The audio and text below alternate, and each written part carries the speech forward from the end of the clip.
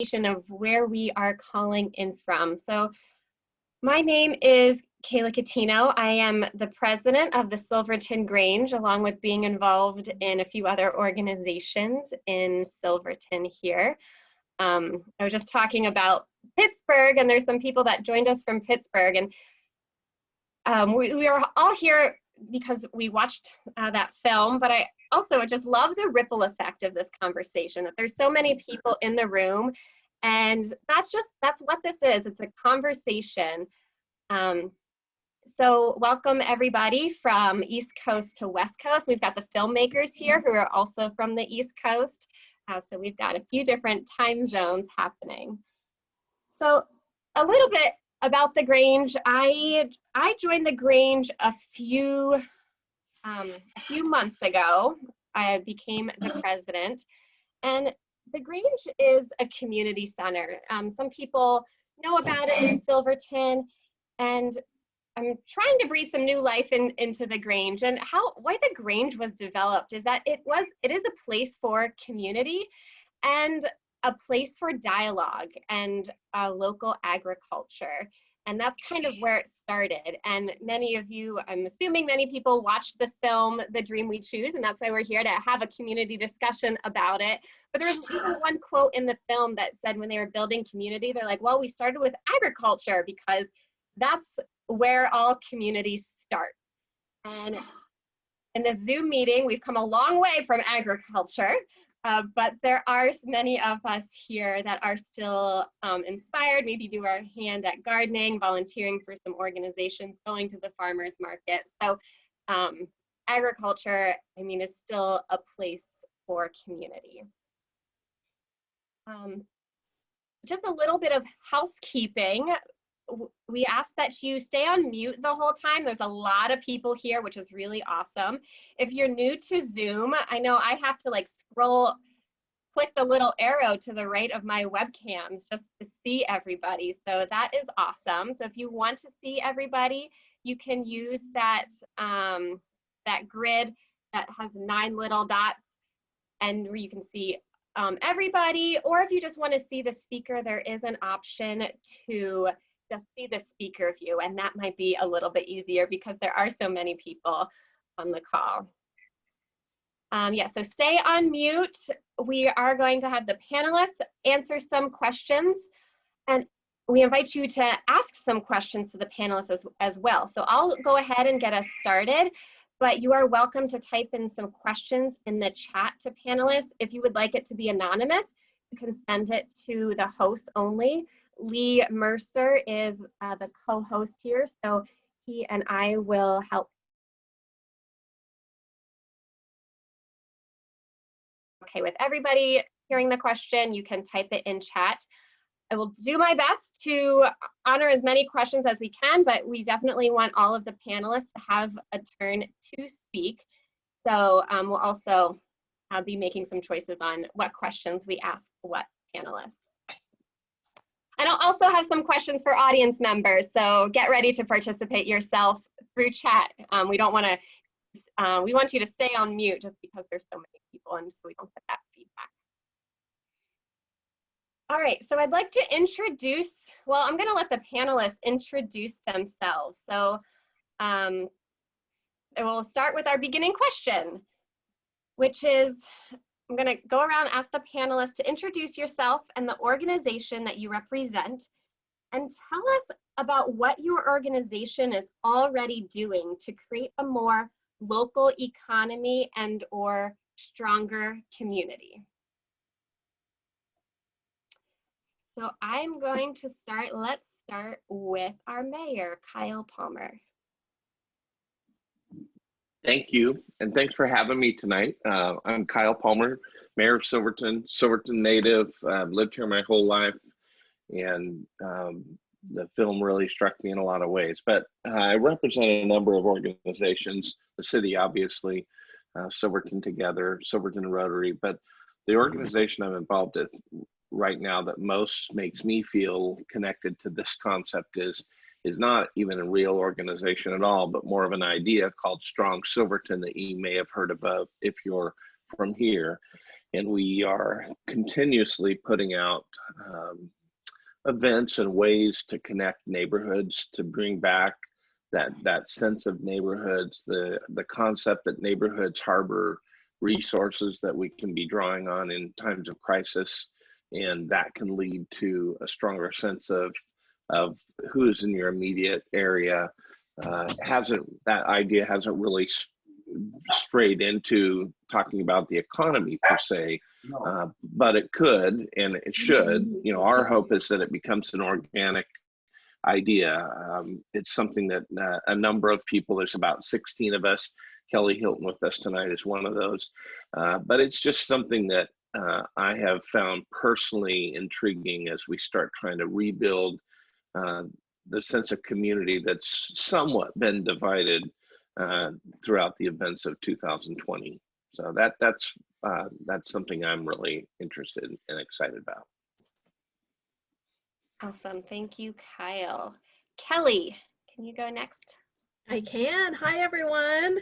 Welcome. So glad that you're all able to attend tonight. This is wonderful. So grateful to be asked, and especially to watch the movie. It was very powerful, very emotional for me.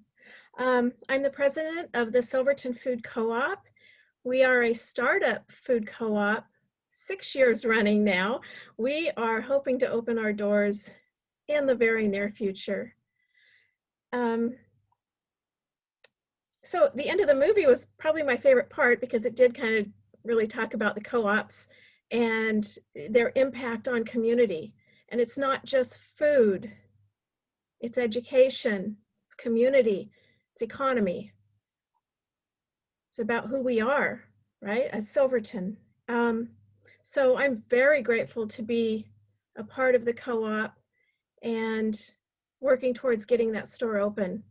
I also am an independent consultant, and I work with another consultant doing DEI work, diversity, equity, and inclusion. And that too needs to come back into our community.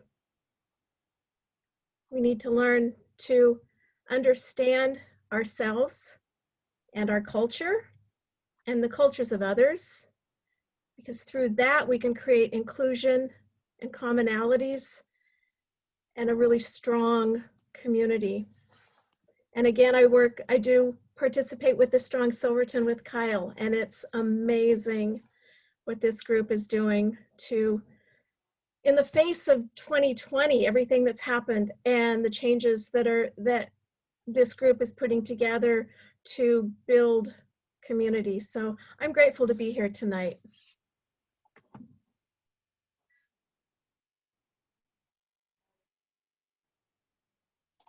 Awesome. Thank you, Kelly. Elise, could you go next? And also tell us why you're in the dark. Why I'm in the dark. Well, I grabbed my flashlight and I'm trying to angle it so I'm not so much a face in the darkness. Yeah, my family is doing a lights out evening today. So we have all the lights out in the house, and we're just gonna do a little practice run of what it's like when the lights go out for whatever reason. And this kind of landed in the middle of it. So I didn't want to interrupt the lights out, but hopefully you guys can see me okay. So I'm with Sustainable Silverton, and we've been a group since 2016. Actually, we started asking, along with the 2030 visioning process that the city was doing, a group of us wanted to think about specifically the changing climate and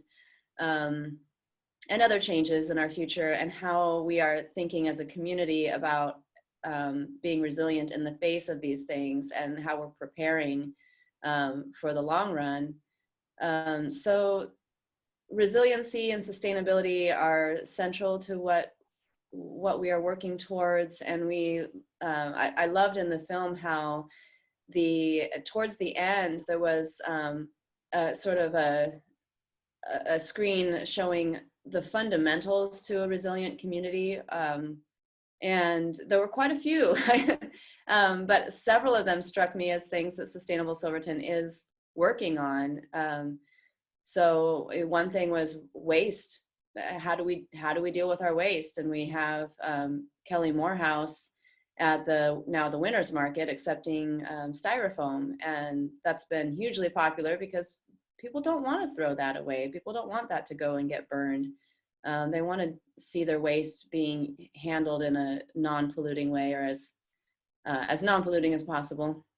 So that's one of the things that we're doing. And another thing about the film that really excited me was I'd seen it before, the town in Germany that is producing 500% of their energy needs within their village and selling back to the utility what they don't need.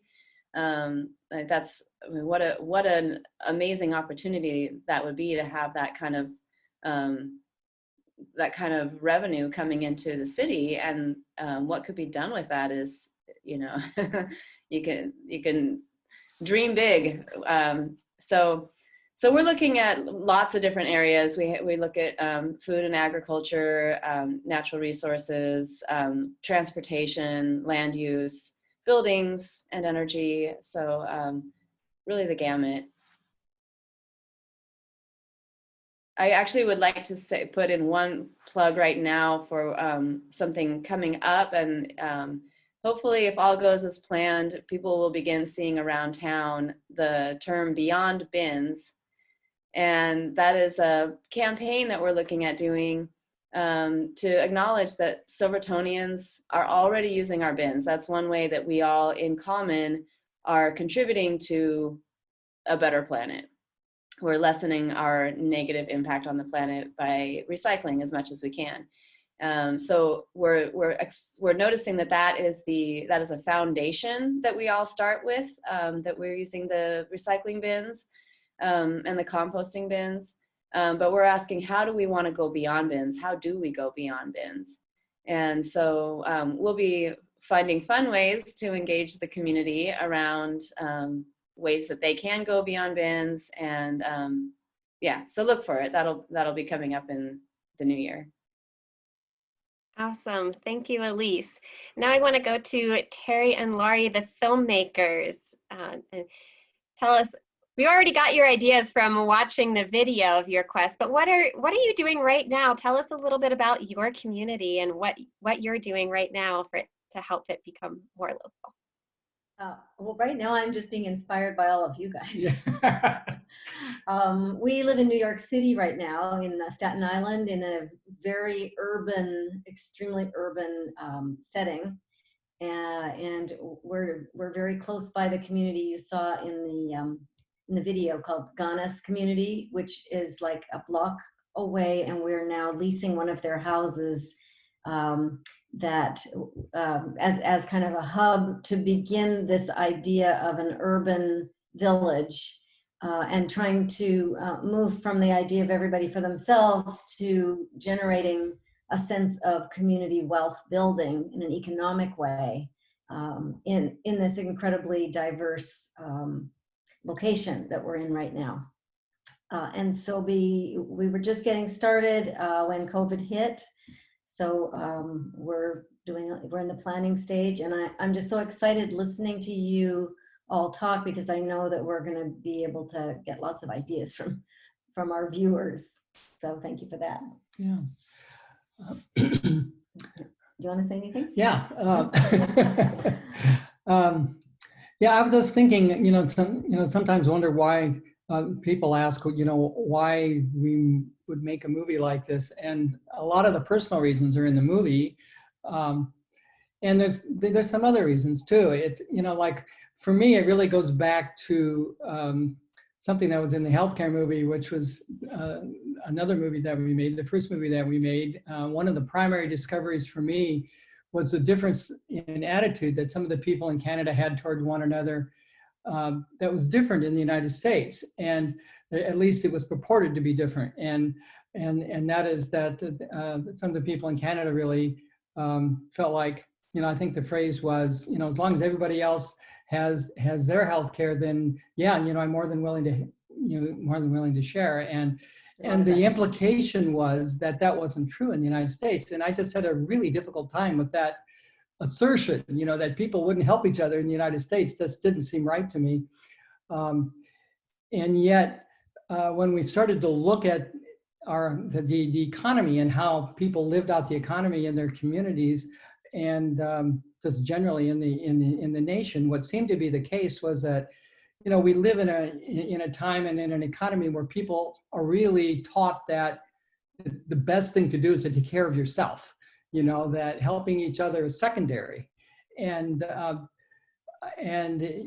when we started to define that a little bit and look where that came from, what we thought was, what we came to was that it really came to this whole concept of the American dream that is kind of taught us all, you know, very firmly from the very beginning of our lives, and that everyone for themselves kind of attitude really emanated from that. Now, I'm not sure that that's exactly the case, you know, but that's sort of where we came to, and so we started looking for maybe a different kind of American dream, and that's where the movie really came from.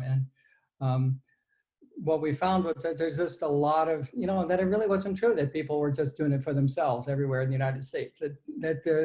That is really, there's another tradition, and that is that people help each other a lot, and that we, without each other, we wouldn't survive. And so we just wanted to put that front and center, and that's what we did. Awesome. Well, thank you for making the film, for, you know, living out your vision and your calling and sharing that with all of us as well, and for joining